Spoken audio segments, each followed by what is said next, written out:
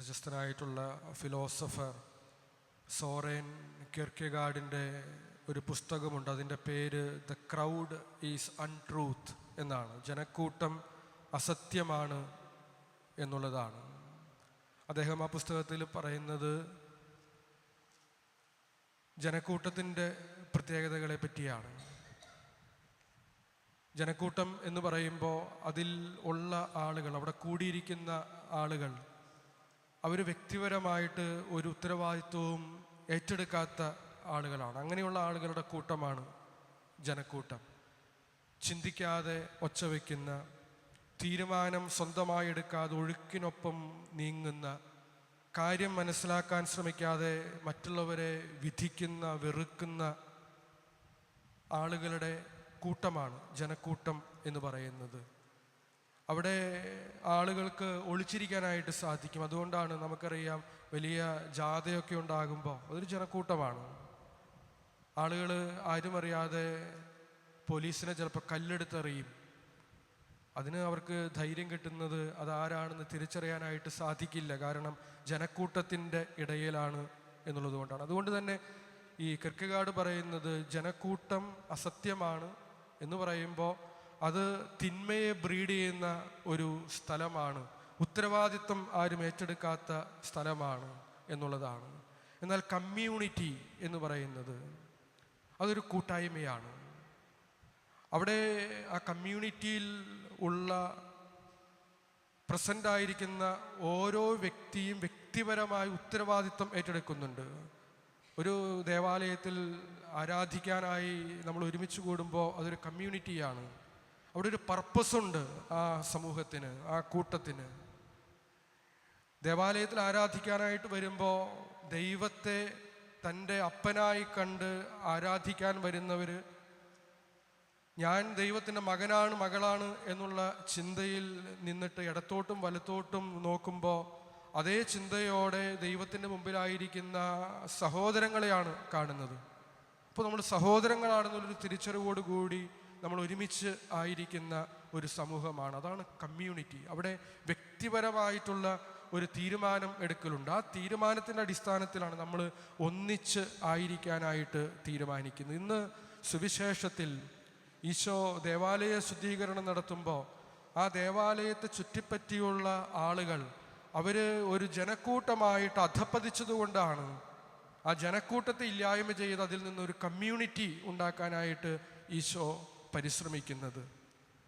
നമ്മൾ നമ്മുടെ ഇടവക ദേവാലയത്തിലെ തിരുനാൾ ആഘോഷിച്ച് കഴിഞ്ഞതേയുള്ളൂ. നമ്മൾ ചിന്തിക്കുന്നത് നല്ലതാണ്. ഒരുപാട് ജനം കൂടിയ, ആളുകൾ കൂടിയ ദിവസങ്ങളാണ് കടന്നു പോയത്. അത് ഈ തിരുനാളിൻ്റെ സമയങ്ങളിൽ അതൊരു ജനക്കൂട്ടമായിട്ട് അധപ്പതിച്ചു പോയ സമയങ്ങളുണ്ടോ?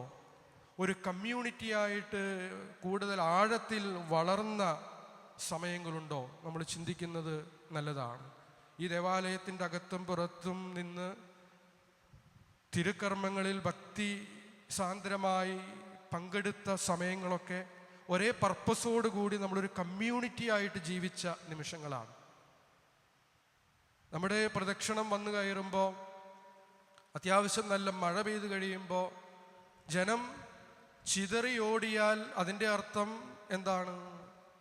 ഈ സമൂഹം ഒരു ജനക്കൂട്ടം മാത്രമാണ്. കാരണം ജനക്കൂട്ടം ചിതറിയോടും ഒരു പ്രതിസന്ധിയുടെ സമയത്ത് എന്ന് നമുക്കറിയാം. മഴ വരുമ്പോൾ അല്ലെങ്കിൽ ലാത്തി ചാർജ് ഉണ്ടാകുമ്പോൾ ജനക്കൂട്ടം ചിതറി ഓടും. നേരെമറിച്ച് ഏതു മഴയത്തും ചിതറിയോടാതെ സ്നേഹത്തോടെ ചേർത്ത് പിടിച്ച് ഒരുമിച്ച് നിൽക്കുന്ന ആളുകളാണെങ്കിൽ അതൊരു കമ്മ്യൂണിറ്റിയാണ്. എനിക്ക് തോന്നുന്നു നമ്മൾ ഒരു കമ്മ്യൂണിറ്റിയാണെന്ന് അത്യാവശ്യം തെളിയിച്ചു. മഴ പെയ്തപ്പോഴും നമ്മൾ കൊട ചൂടി ഒരുമിച്ച് നിന്ന് ചിതറിയോടാതെ ദൈവത്തെ പ്രതി ഒരുമിച്ച് നിന്ന് സാക്ഷ്യം നൽകുമ്പോൾ ദാറ്റ് ബിക്കംസ് എ കമ്മ്യൂണിറ്റി. ഒരു കമ്മ്യൂണിറ്റി ആയിട്ട് മാറുകയാണ്. ജനക്കൂട്ടമായിട്ട് അധപ്പതിക്കാതെ ഒരു കമ്മ്യൂണിറ്റി ആയിട്ട് മാറുകയാണ്. നമുക്കറിയാം, ലാത്തി ചാർജ് ഉണ്ടാകുമ്പോൾ ജനക്കൂട്ടമാണെന്നുണ്ടെങ്കിൽ ചിതറിയോടും.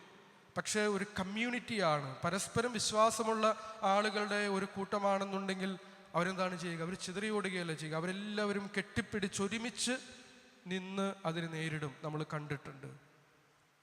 അതുപോലെ തന്നെയാണ് നമ്മൾ ഈ തിരുനാളിൻ്റെ ദിവസങ്ങളിൽ മദ്യപിച്ച് അങ്ങനത്തെ ഒരു ശൈലി നമുക്കുണ്ടായിട്ടുണ്ടോ? പ്രത്യേകിച്ച് ഏറ്റവും ചെറുപ്പക്കാരായിട്ടുള്ള കൗമാരപ്രായം കടന്ന ചെറുപ്പക്കാർ, അങ്ങനെ എന്തെങ്കിലും ശൈലികൾ എനിക്കറിയാൻ പാടില്ല. ഞാൻ പൊതുവെ സംഭവിക്കുന്ന കാര്യങ്ങളെപ്പറ്റി പൊതുവെ പറയുന്നതാണ്. അങ്ങനെ സംഭവിക്കുന്നുണ്ടെങ്കിൽ മദ്യപിച്ച് പല ഭാഷകളിൽ സംസാരിക്കുന്നത് ജനക്കൂട്ടത്തിൻ്റെ രീതിയാണ്.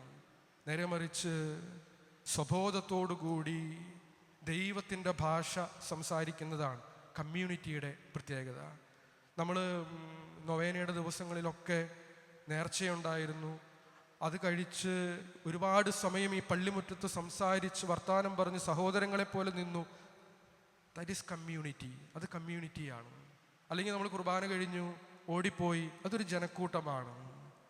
അപ്പം അതുകൊണ്ട് തന്നെ ആ ദിവസങ്ങളിലൊക്കെ നേർച്ചക്കഞ്ഞി തയ്യാറാക്കിയ 1-2 പേരൊക്കെ ചിലപ്പോൾ ചിന്തിച്ച് കാണും, ആരും സഹായിക്കാനായിട്ടില്ല, എന്തിനാണ് ഇതൊക്കെ ചെയ്യുന്നത്. പക്ഷേ അവരും ഓർക്കണം, അവർ ചെയ്തതെന്താണ്? ഒരു കമ്മ്യൂണിറ്റി ബിൽഡ് ചെയ്യാനായിട്ട്, ഒരു കൂട്ടായ്മ വർദ്ധിപ്പിക്കാനായിട്ട് അവരെടുക്കുന്ന ത്യാഗങ്ങളാണത്. അതുകൊണ്ട് ആ ത്യാഗം ഒരിക്കലും അർത്ഥശൂന്യമായിട്ട് മാറുന്നില്ല. കാരണം that helps to create a community.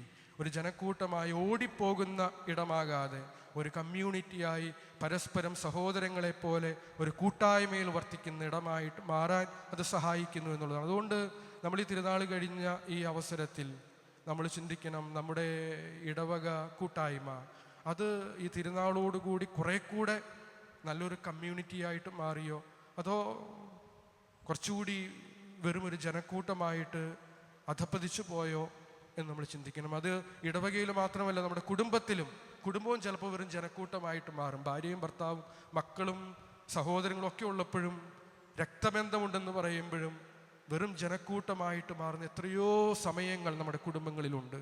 നമ്മൾ ചിന്തിക്കണം, കുടുംബം സൃഷ്ടിക്കപ്പെട്ടിരിക്കുന്നത് ജനക്കൂട്ടമായിട്ട് അധപ്പതിക്കാനല്ല, ഒരു കമ്മ്യൂണിറ്റിയായിട്ട്, ഒരു കൂട്ടായ്മയായിട്ട്, വിത്ത് ഷെയർഡ് പർപ്പസ് ഓടുകൂടി ദൈവത്തിൻ്റെ മക്കൾ എന്നുള്ള നിലയിൽ ഒരുമിച്ച് കൂട്ടായ്മയിൽ ഏത് പ്രതിസന്ധിയിലും ചിതറിയോടാതെ, വിവിധ ഭാഷകൾ സംസാരിക്കുന്നവരാകാതെ, സുബോധത്തോടെ ദൈവത്തിൻ്റെ ഭാഷ സംസാരിക്കുന്ന ആളുകളുടെ ഒരു സമൂഹമായിട്ട് മാറുമ്പോഴാണ് അത് കമ്മ്യൂണിറ്റി ആയിട്ട് മാറുന്നത്. അതാണ് ഈശോ ആഗ്രഹിക്കുന്നത് എന്ന ബോധ്യത്തോടെ ജീവിക്കാൻ നമുക്ക് ആത്മാർത്ഥമായിട്ട് പരിശ്രമിക്കാം.